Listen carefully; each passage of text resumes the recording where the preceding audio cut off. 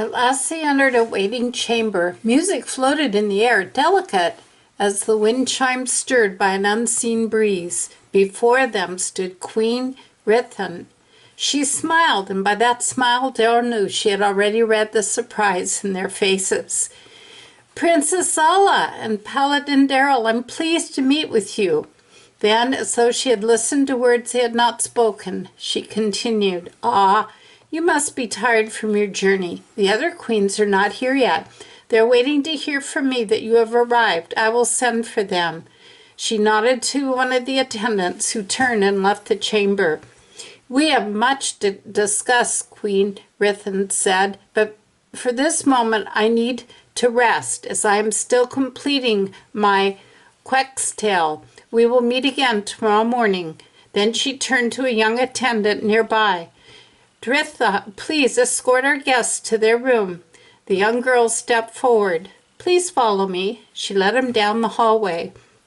The refuge has few rooms, Dithra said. You must not mind sharing a room together? Zala glanced at Darrow with a small smile. We can share a room. Dritha opened the door and stepped aside. Your room. Then, looking at Zala, she said, Will these beds be comfortable for you? Zala looked in. 2 beds stood near the window. I will manage, she said. Darrow set his gear upon a wooden bench and removed his cloak and hung it from a peg. Dithra bowed her head. I will leave you two for now. Settle yourself, and later I will call you for the evening meal. She withdrew and closed the door behind her.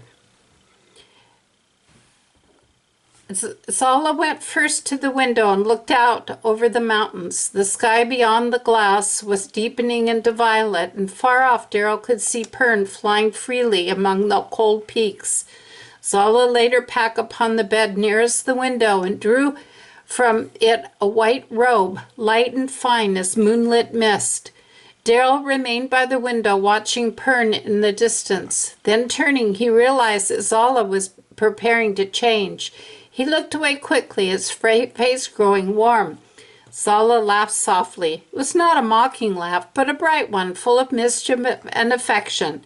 After a moment, she said, Darrow, will you help me tie the straps under my wings?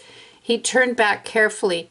She had drawn the white robe over her shoulders and now stood with her back to him, her wings slightly lifted. Darrow stepped close and took the straps in his hands. He tied them gently, more slowly than was necessary, for his fingers had become strangely clumsy. When he had finished, Zala turned. Before he could speak, she kissed him. Darrow stepped back, startled. Zala only smiled. Then something in him answered what had already been spoken without words. He came close and placed his arms around her and drew her near. This time he kissed her in return.